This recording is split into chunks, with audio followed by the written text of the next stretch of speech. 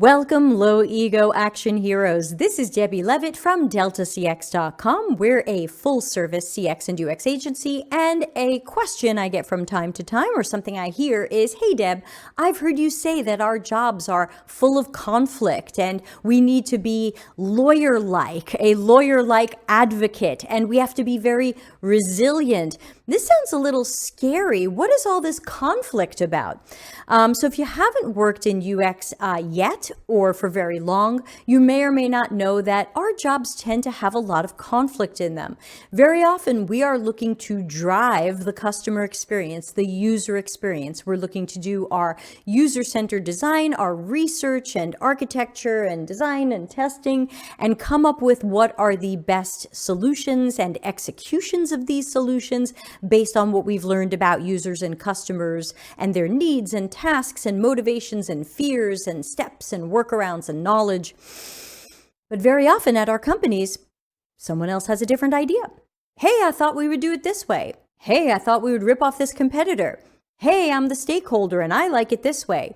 Hey, I showed it to my spouse and they like it like this. Hey, the engineering says they don't want to build that or they don't have time. Now, there's conflict. We have to figure out, what do we fight for? How much do we fight for it? Do we let it go? We really have to get good at picking our battles, because if you fight everything all the time, 100%, that's going to be really tough for everybody. That's a tough culture. That's going to be a tough team. It's not really going to work out well. But at the same time, we can't be a doormat or a people pleaser or yes to everything, because then we're not going to be standing up for customers the way that we are driven to.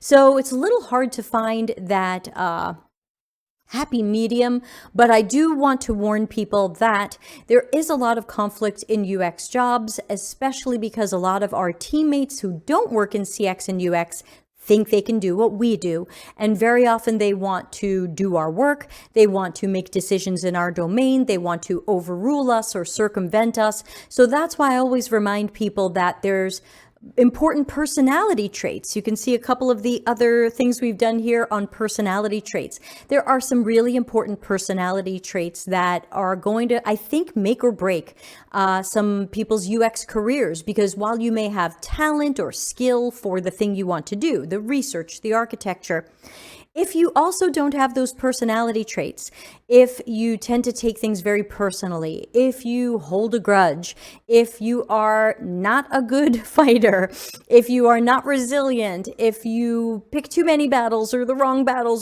way, if you have a bit of an ego and you're not a low ego action hero, these are all ways that we can accidentally amplify that conflict rather than de-escalate that conflict, fight when we need to, compromise when we need to. So just a heads up, if you find on LinkedIn that when you disagree with people, it really gets your underwear in a twist and you really can't take it when people have a different approach or opinion or perspective, UX might not be for you. So take another good look at it, maybe talk to a mentor or coach, and really think this one through. I hope that helps and gives you some things to think about. Please subscribe here on the YouTube channel and ring that bell so you know when more videos like this go up.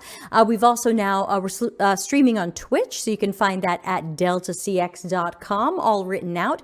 Empathize with the like button and let the algorithm know this was pretty good. Join the free Slack workspace and optional tip jar. Thanks, and see you in the next video.